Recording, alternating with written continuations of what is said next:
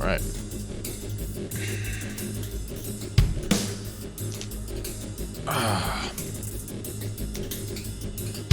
Come on, everybody. Stretch it out. Time to take on the world. I'm ready.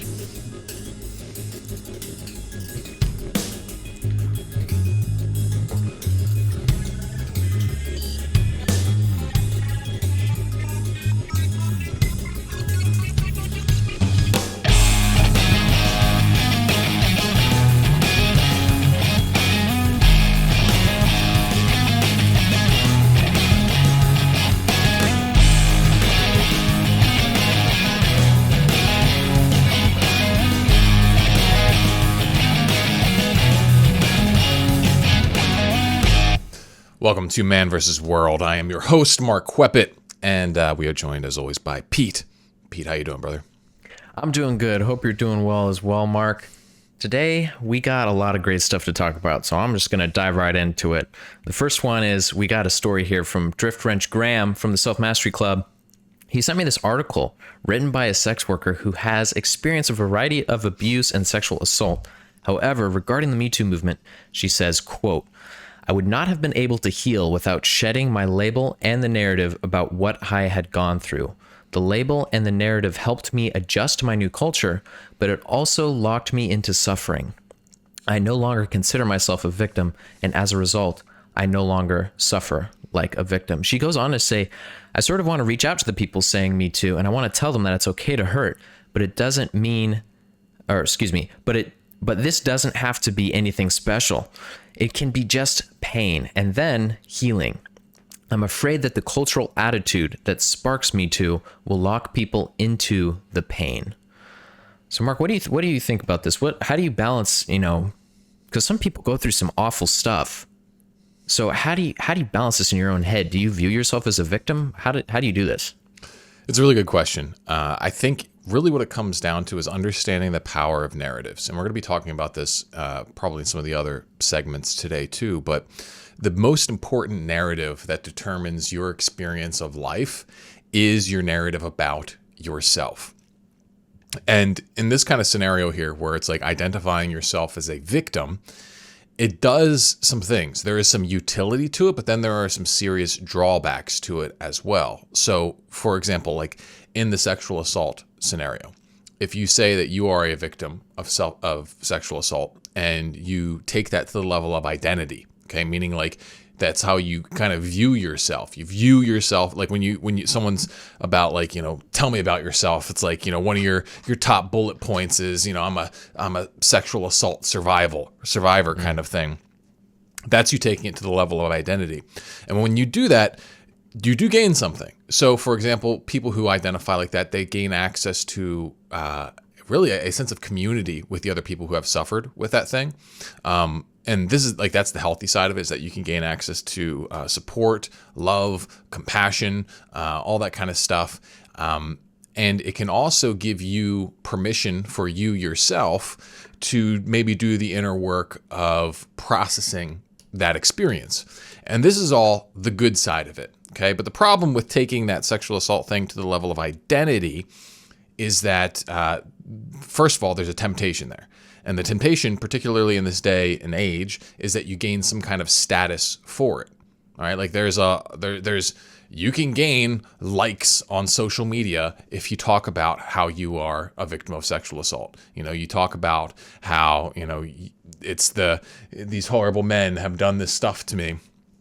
You can start wielding some power there because you can direct the anger that people have over this issue toward this amorphous man, evil straight man.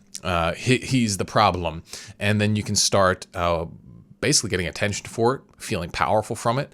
And ultimately, when it's wielded this way as a self-serving mechanism, it's not a good thing, okay? Because you don't want to get hooked on utilizing such a horrible thing to gain your status, okay? That's not good. And I'm not saying that all people who post about sexual assault online are doing this, but definitely some of them are, okay? And so that temptation there is something that can lead to a dark scenario that just adds more conflict and strife to the world, when ultimately, especially in this kind of context, where what we're really looking for is healing and then the removal of the problem.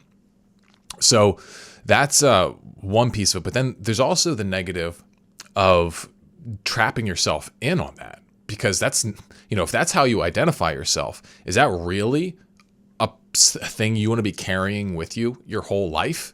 You want to, like, any single time you do anything, because, this is the deal. It's like, if you attach something to your identity, it follows you with everything, because your identity follows you into everything, right? So if you bring this, I'm the sexual assault survivor, into everything, well, then it's, you're always going to have that thought of sexual assault in your mind, of probably one of the worst things that's happened to you, as, a part of your day-to-day activity, when that actually has nothing to do with your day-to-day activity. So that's screwed up. Okay. And that's going to hold you back. And because all of the things with that is, like, if you're a victim of this kind of thing, there's a feeling of helplessness. There's a feeling of hopelessness. There's all kinds of negative emotion connected with that, typically, that is not going to help you succeed in life. In fact, it's probably going to do the exact opposite, and it's going to disempower you. It's going to make you less happy, less capable, and all of this kind of stuff.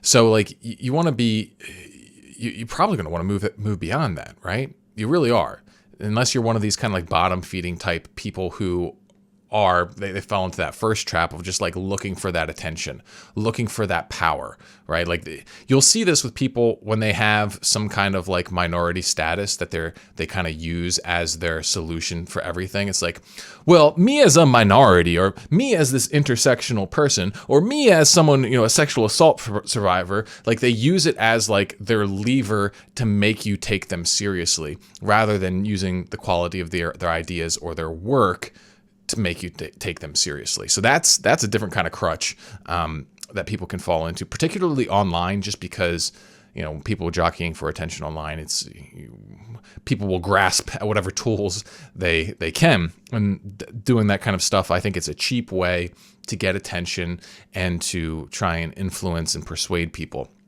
But this isn't just, tied to Me Too kind of people. This goes everywhere. And I think men in the manosphere is 100% has this kind of issue. Like the whole MRA mentality, the men's rights activists, like there are very authentic guys who like in that, who legitimately see inequalities in the way that men are treated. And they try to go at it in a way that's productive, helpful, and fix the thing. So talking about like stuff like male suicide rates, trying to raise awareness around that, or, how guys get totally boned in the legal system when it comes to custody over kids or divorce proceedings and things like that. Like that stuff is seriously screwed up and it should be fixed. But then you've got the guys who latch onto that and they become these victims around it. They basically take that victimhood as like their reason for no longer having to try. Right? It's like, oh, well, it's just like guys get screwed anyway. There's no good women out there. Look at all these shitty women. Oh, it's not fair. I wasn't given good genetics. I wasn't blah, blah, blah. Like, basically like the angry incel or the angry MGTOW mentality of, let's disconnect from this society that's so unfair to us and just say, screw it. I'm not even going to play. And I get the pain. Right? The pain makes sense. Like when you face something hard, of course, you're going to have that temptation to pick up your ball and go home. But that's not really going to help you, right? This bitterness, this resentment, and particularly taking it into the place of your identity is not useful. And what I'm most worried about is like what's going to be happening to the generations that are being raised, now. Like for me growing up, I never got to hear about how, like in school, all my school teachers, like until high school, all of them were women until 8th grade, actually. And they were all women. And we would always hear about how women can do anything they want. Like the girls could do anything that they wanted to. If they put their mind to it, girls are just as good as boys at every single thing. And we just constantly got that message to the point where it's like, hey, women can actually be better and better and better. And, even like I just never heard that guys can be awesome. Like that's, I think it was just assumed that, oh, since guys tend to run a lot of stuff that they should just know this. But I think the average guy is getting beaten down so much. The average, the guy who's at the bottom of the intersectional hierarchy, the straight white male, he's getting so much hate that a lot of straight white males are really internalizing this stuff. They really are down on themselves. And so this does not, I think, bode well for society at large, particularly in the U.S., where straight white men make up a huge part of the population, and we pretty much rely on them to do a lot of very important work. If that population is not, repopulated as the older straight white males start fading away, okay, it's like, well, we have to bring other people in to do this. It's like, sure, maybe women and minorities are going to do this, and it's not even just about, the race thing is really boring to me because that doesn't really matter at all, but like, it's just part of the language. So it's like, really, to me, the issue that matters is men in general, because men are different than women. They fundamentally are, psychologically, emotionally, physically, obviously. And if we're going to live in a world where we do not repopulate the masculine man who believes he is capable and functional, well, we are going to get into a very ugly world. Okay, so this is the biggest thing when it comes down to this victim mentality, is that we cannot let it take us over as men, because this is what this is the opposite of masculinity. Masculinity is about ownership. Is about taking charge. This is the only way to become a patriarch, to become a strong man, to become the man who can lead his family, who can lead his community. And so we have to reject this victim mentality on a very, very deep level if we want to keep not only our lives, but literally society as a whole running well. 100%. Alrighty, next up. Once upon a time, Huey Lewis once sang it's hip to be square. Well, these days it's punk to be square and it's hip to be gay. In fact, here's Bill Maher pointing out the dramatic population uptick in the alphabet community. Let's check it out. Broken down over time, the LGBT population of America seems to be roughly doubling every generation. According to a recent Gallup poll, less than 1% of Americans born before 1946, that's Joe Biden's generation, identify that way. 2.6% of boomers do, 4.2% of Gen X, 10.5% of millennials, and 20.8% of Gen Z. What? Which means if we follow this trajectory, we will all be gay in 2054.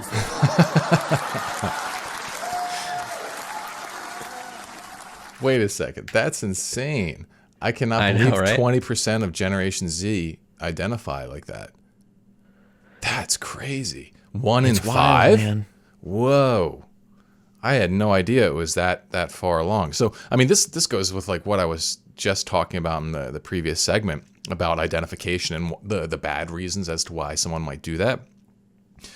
It's because you do it for social points.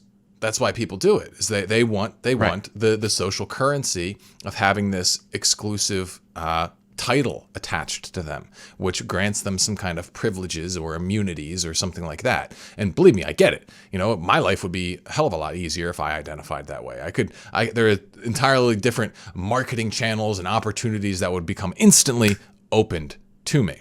Now, obviously, there would be some that would be closed to me, but right now, the money, the fame, the easy access to success, you're definitely going to win some if you align with this LGBTQ sort of thing that's going on. And I mean, I don't know how people can argue against this, right? Like, are we claiming that our biology is changing that much? Like, I don't even know, like, what percentage increase is that? It's like almost a 20% increase from the silent generation. And I guess, okay, let's say even 5% of those kind of people were they just weren't speaking out about it because it wasn't allowed. Like the idea that it's like this is all just biological and natural, that I'm just born this way. I just can't buy that, man. I just think so much of this is just a silly like social virus, right? Like legit homosexuality, legit like gender dysphoria or whatever you want to call it, that stuff is, it's real. Like people will obviously be born with certain preferences, or they will develop them over time. Or I honestly don't even understand the full context of how it all works, because it is extremely complicated. But what I know is that the number of people that happens to, all the numbers I've looked into, that's it's pretty low. It's not like a regular sort of thing. It's rather anomalous. Now, this massive, 1 in 5 Gen Z now, or LGBTQ, eventually that's going to become the majority, as you said. Like at what point does this cap out, right? And what does that mean specifically for the world? You might be like, oh, people can do whatever they want. Okay, it's a bit more complicated than that, because sexuality is literally what determines the next generation. It's like, how many people are going to be reproducing? What could population collapse do to us? I know we saw with Elon Musk has been talking a lot about this, about the issues of impending population collapse. And as far as I understand it, the LGBTQ communities, they really do not reproduce nearly as much for understandable reasons.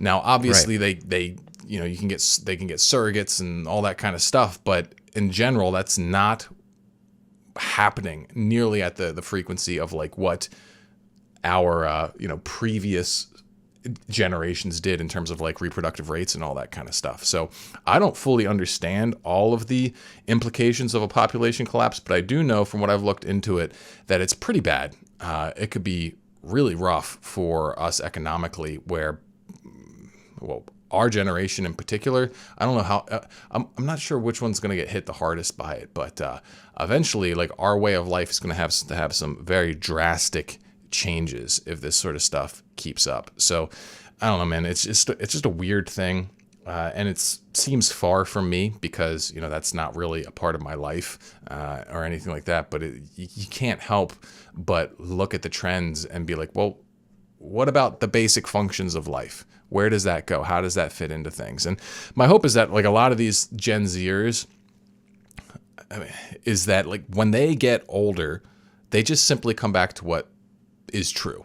That's it. Whatever is right. True for what is the truth of their sexuality and stuff like that? Because the bottom line is are you going to what kind of dad are you going to be to a family if you're sneaking out to gay clubs to go visit the glory hole? All right, that's not a good father. Bottom line. All right, even if any kind of sexual infidelity is not going to make for a good father. And so we will see in the coming days how much of this stuff is a fashion statement, how much of it is legit.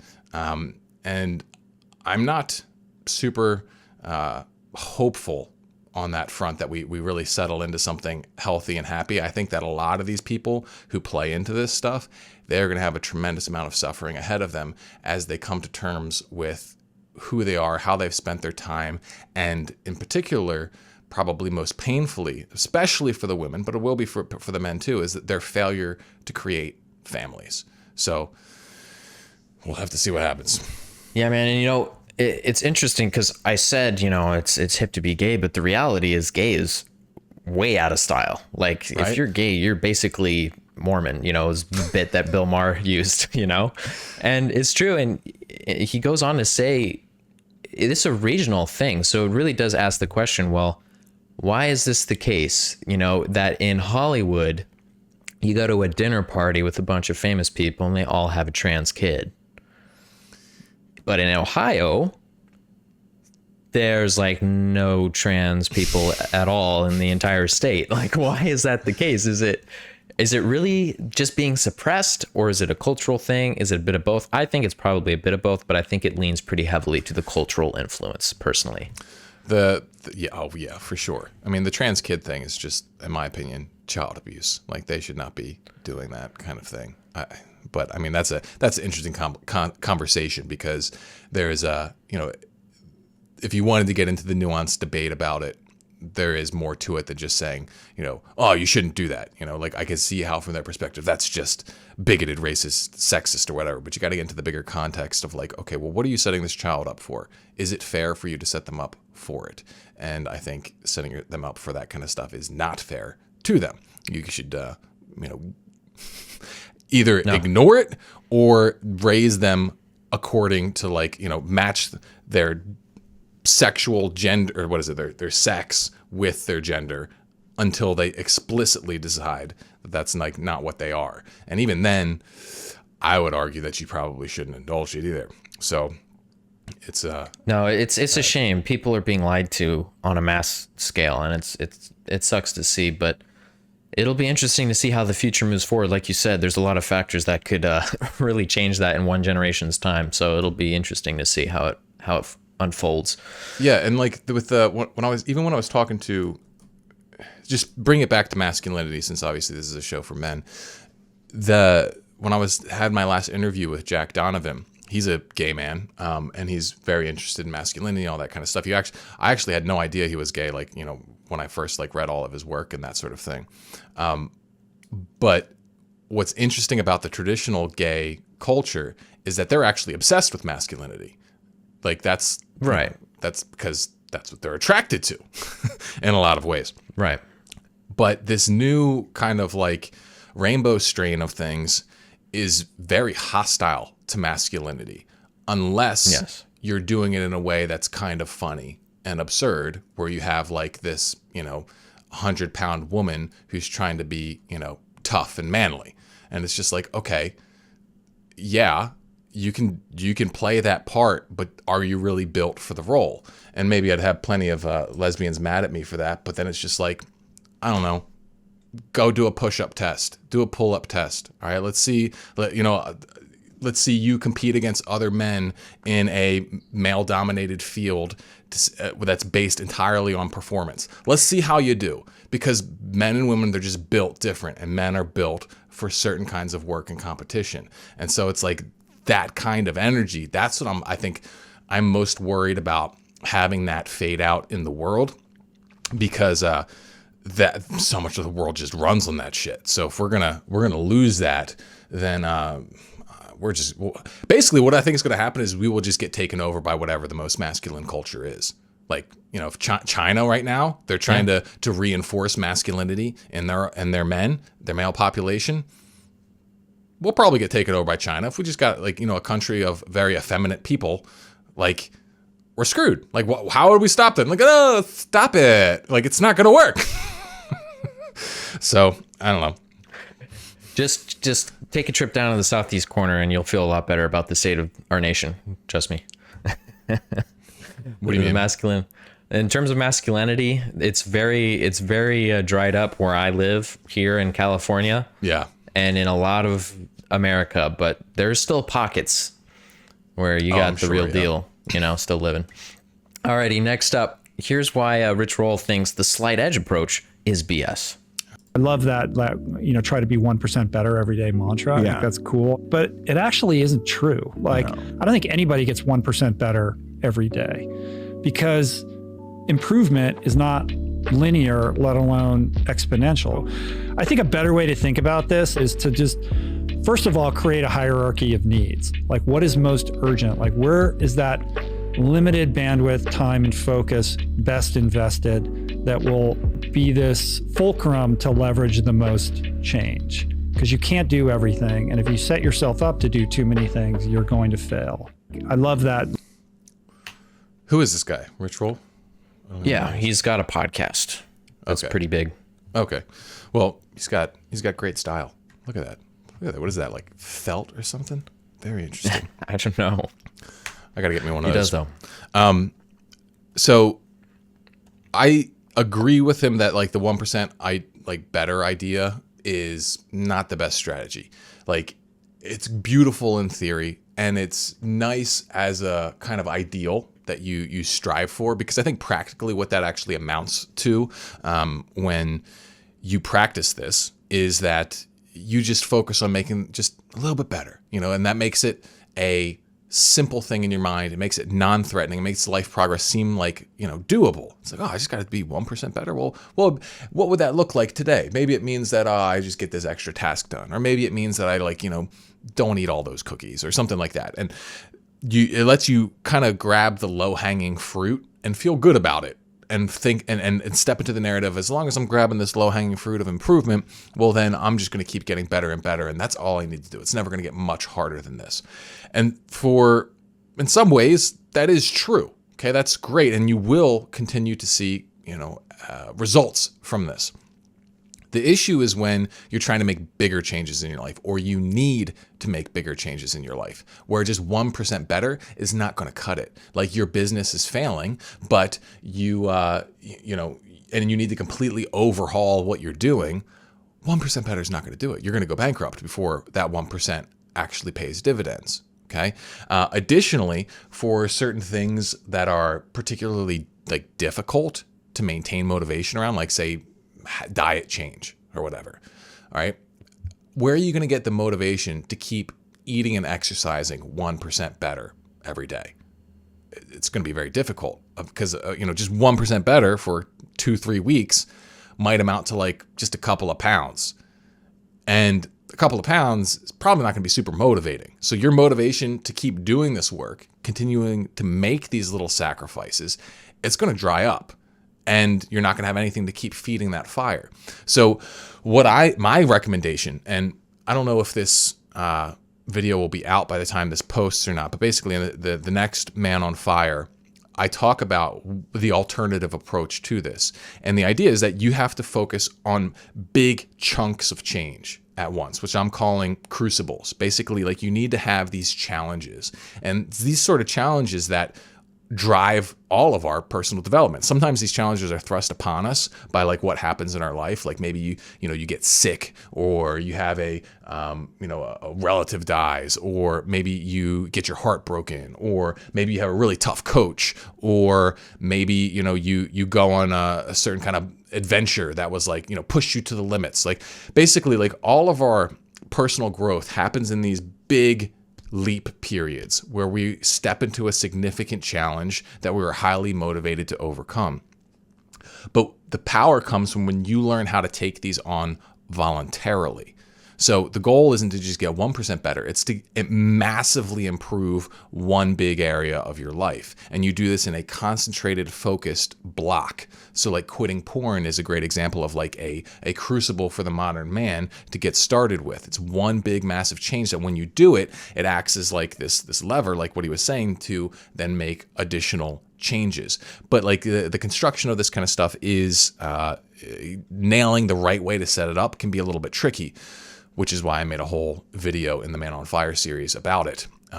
So if that's not out yet, make sure you keep an eye out for it because it's coming here very soon. But this is, I agree with him. We gotta this little incremental 1% better thing. That's something that really, in a literal sense, only really matters when you're already kind of at the top of your game. When you are fully locked in, operating super, super well, and the only place left for you to improve is these little tiny 1% incremental improvements. That's really the time it matters, because that's when 1% better means way more value. For example, taking a car that can go 0 to 60 in 3 seconds to one that can do it in 2 seconds. All right. What's the price difference on a car like that? You know more about cars than I do, Pete. Isn't that a huge difference? Well, to put it in perspective, I think Elon's got the Tesla Roadster is a 1.8 advertised, I think. And they're going to come out with the Super Sport model, which is a 1.7, and it's got a jet engine on it. Right. And how much more expensive is that? I don't know, but it's probably very dramatic. Right. So it's when you start getting into those places where 1% difference means a massive swing somewhere else, that's really when you're in the this air. But until you're at that point, focus on figuring out what are these big high value levers you can pull in your life. I love that. I'm looking forward to that episode coming out. Alrighty, next up, My mom sent me this YouTube video on how to figure out if you are a stupid person or not. Oh, Let's fun. check it out. Does your mom watch our show? Sometimes. Oh, nice. Tell her I said it's up.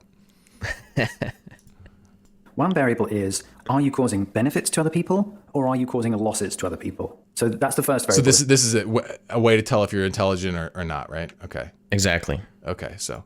Your impact on others. Do you benefit them or do you cause them losses? And the second variable is, for yourself, are you benefiting yourself or are you causing losses to yourself? And if you combine those two, we get 4 different outcomes. So talking them through, first of all, you have people who benefit other people and themselves. And Cipolla calls these intelligent people. So it's a theory of intelligence based on your behavior, your social behavior. Well, what about the people who cause losses to other people but benefits to themselves? Well, Cipolla calls these bandits. And these are essentially criminals and thieves. If you imagine when somebody steals, what they're doing is they're causing a loss to you and a gain to themselves. So that's the second type. And then if you imagine there's a third type, which is people who cause benefits to others and losses to themselves. And Cipolla calls these helpless people. And there are other words that I've seen used. He sometimes calls them naive people. The idea here is that this is people who get taken for a ride. They benefit other people, but at a loss to themselves. And then the fourth group is what he defines as stupid people. And these are people who cause losses to others without benefiting themselves. The really dangerous thing about stupid people is that they mess things up for everyone else without clear gain to themselves. And that means they're not following incentives. They're just causing problems. So they're fundamentally... Yeah, that's interesting. I like that. Yeah, what do you think about this? Well, it's like practical intelligence, right? Like right. We've talked before about the guy who's just too smart to make friends. Right. Yeah, so he's a stupid person by this definition in a lot of ways. Right. So that's great. Like I care about results. You know, I'm a coach, not a therapist. So I get paid for results. That's what people hire me for, not to just talk to them and make them, feel better. Like I have to move them from point A to point B. So, and I'm also a business owner. And guess what matters in business? Results, right? Like that's all that matters. So living in an objective world, I really like this. The thing that's interesting to me about it then is that intelligence then is more about the narratives you inhabit than about any sort of built-in, biological advantage or disadvantage. Because usually when you start getting into the realm of like IQ and stuff like that, it's a lot of that is very difficult to change. It's like either, someone's IQ, I know it can fluctuate somewhat, but like in general, if you're a low IQ person, you have a lower IQ. There's not much you can do to make it better. If you're a high IQ person, well, then that's where you are. Congratulations. You can, you have certain kinds of systematic reasoning abilities. But at the end of the day, that doesn't really influence your results. What influences your results is how you are showing up. So what you can do is the person who has the most beneficial narratives, the most beneficial beliefs that funnel their behavior into taking actions that benefit others and themselves, that's the person who's going to win the most. And this is why you see people of all different IQ ranges being very successful. There might be a hard cap on that for some people, but you look at the world, there are some very unintelligent people who are doing pretty well. So, it's not that bad of a cap. And so this is what if I was going to take this even deeper, then it's like it becomes then a interesting analysis of what belief systems lead to the greatest level of intelligence then based upon this model, which is why I am a fan of Christianity, really, because that seems to have the fundamental beliefs and values that lead to the potential for the most win-win style operation where everybody can win. And even if you don't like the idea of Christianity, just general Western civilizational values, the thing that basically has produced the most surplus wealth and social advancement and stuff like that ever, that belief system, it seems to create the scenario where most people can get into this little square of intelligent behavior where they're doing things that help others that also helps them. And so we pit that against other ideologies out there in the world today that don't necessarily do this, right? Like I think a lot of like all the equity-based stuff, that's not really useful, because what that does is that incentivizes a system where you don't have to necessarily benefit other people to benefit yourself, right? That incentivizes banditry. Now, this is presented under the guise of compassion. It's like, hey, we need to give away all this free stuff. We need to give everybody all these, light hands up and all this kind of thing, because some people are just dealt a bad hand. And guess what? I agree with you. That's right. Some people are dealt a bad hand, and we should offer them a hand up. But in the process of doing that, if we incentivize it for people to just take advantage of that, to take without offering, well, then what we're doing is we're creating a society of bandits. And I definitely see a lot of that in our culture. That happens down at the bottom, freeloaders at the bottom. But then there's also those horrible people at the top who have massive amounts of power and resources, who use it just to acquire more power and resources for themselves and screw everybody else, right? Like the big bankers and the big corporations and stuff like that doing all this garbage. Like, it's all bullshit, right? Like, we need people who are willing to create something more holistically beneficial, because guess what? Robbers at the top. If you keep doing this, the whole system's going to collapse, including for you. So hopefully, I'm sure that's the one. I'm sure that little speech right there is what's going to change the world. But well, it's on even on a smaller level, like the people who steal stuff from Walmart. It's like, that raises the prices, right? They don't care. They don't pay for it anyway. They don't care. It's like, well, if the prices go up enough, then everybody's going to be stealing it, and then Walmart's out of business. And it's just like, it's self-centeredness, right? It's the source of all grief, basically. It's just a nightmare. Yeah. Got to get those win-wins, guys. That's the aim in everything. Yes.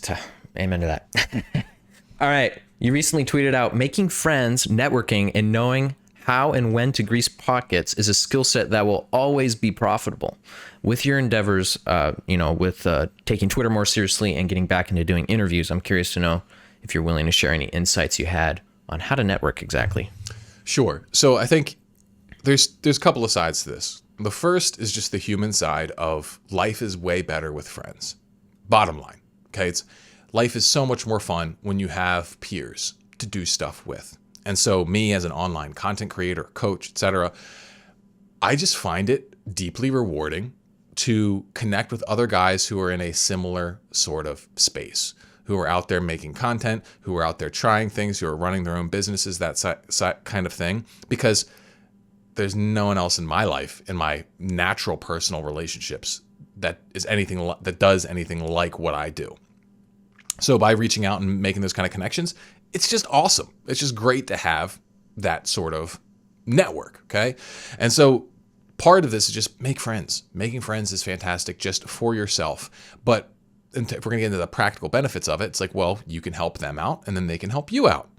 And that happens to me. I'm constantly swapping ideas with people, giving them thoughts, like, they're offering me feedback, and, all ships rise. That's one of those win-win sort of scenarios.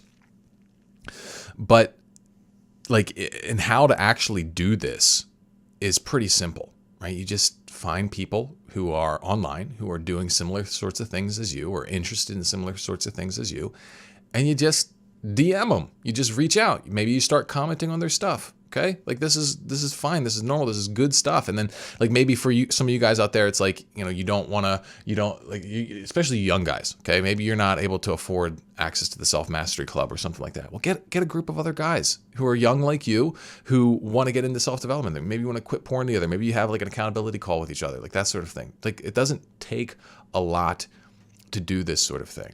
Okay, but the other part of this, beyond just kind of this personal, practical thing, is more of a strategic level of thinking, where it's like, if you're looking for ways to grow beyond just 1% at a time, networking, making friends, tapping into, other people is definitely one of the ways to make those like paradigm jumps rather than just 1% improvements.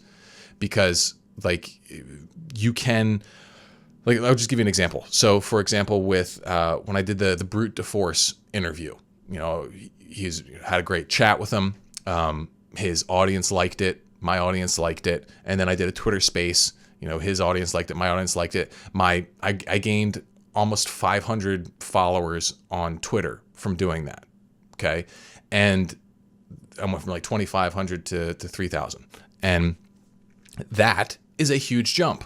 The amount of work, the amount of like single tweets I would have had to do in order to do that kind of jump is insane. Like I would have been tweeting for a year, and maybe would have gained that if I had a couple of them go viral.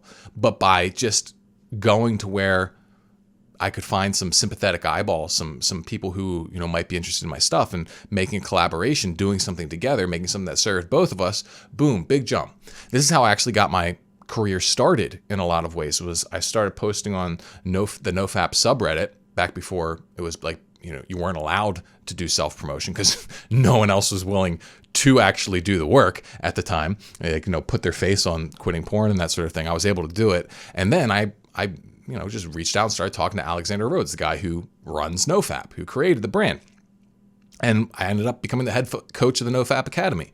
Right. And then that just launched me up into a massive position of authority and opportunity. So it's like, and you'll hear about this, right? Like the big thing that people would try to say, like when they make the case for joining a fraternity in college or something like that, is like, oh, the network, man. And basically what they mean is like, oh, my frat brother's dad will get you a job when you graduate. And that's what happens. I mean, it does work. Yeah, it does. So like knowing someone really can like open up doors. And if you want to be able to leapfrog your way through life, make some friends, man. Like that's all it takes. And it's not so hard. It's, you have to just be able to lead with some kind of value, right? Like people network all wrong. It's like, oh, can you like do this thing for me? Oh, can you give me this attention? Oh, can you do blah, blah, blah, blah, blah. That will maybe get you some attention from someone you're following or interested in. Maybe they'll answer your question or whatever, but you've just put yourself in a position where you are looking to take from them. What you want to do is do the opposite and be like, hey man, how could I do this for you? Or hey man, like, even if you're just offering the value of supporting them, right? Like if someone like regularly favorably comments on my stuff and then they ask for help, I'm much more likely to respond to that person rather than if they just out of the blue send me like, 12 pages of their sob story saying, please, can you give me free coaching? I'm probably not going to respond to that person because they're just trying to take, right? So it can be as simple as like you just offering compliments. But the real thing is like, if you really want to network is like if you're networking with peers, you can just share interests. Just lead with like, hey, I'm going to talk with you about this thing that you're clearly interested in, and I'm going to share some fun with you. But if you're trying to network in a way for like career advancement or something like that, you always got to lead with value, right? Like, so just to make it completely obvious, like with the man-to-man podcast series, I'm giving whoever comes on access to my audience. And that's valuable as someone who's like, got something going there. They got a project. They want more eyeballs on it. Well, hey, come on. And they get something out of it and I get content. And then they promote me to their following because they want to share it with their following. And so it's like, that's another thing of this is like, if you can have something to invite people to, that's a really powerful thing. Like I picked this up from Michael Port's book called Book Yourself Solid, like way back in the day. When I first read it, but it's still excellent for anyone who's trying to, understand how to market themselves for some kind of service or something like that. And the idea is that you just always have something to invite people to. And so, this works for everything. So for me right now, it's my man-to-man interview series. It's like, hey, come on my show. I can offer you this thing. It's valuable to you, but it also helps me, blah, blah, blah. But this works in so many different sorts of things. Like maybe you run, like if you're trying to make friends in college, okay, maybe you just join a club, and as you're making friends with people, we say, hey, yeah, you should like come to blah blah blah blah club. Just come do it with me. Yeah, I go to it all the time. And so you have something then to where you can take the relationship a step deeper. All right, and figuring out what this looks like in your life is entirely dependent upon what your goals are, what you're trying to do, whatever. But keeping that in mind, like having something to invite people to, something you could share with them, something that you can, run and do that sort of thing, is great.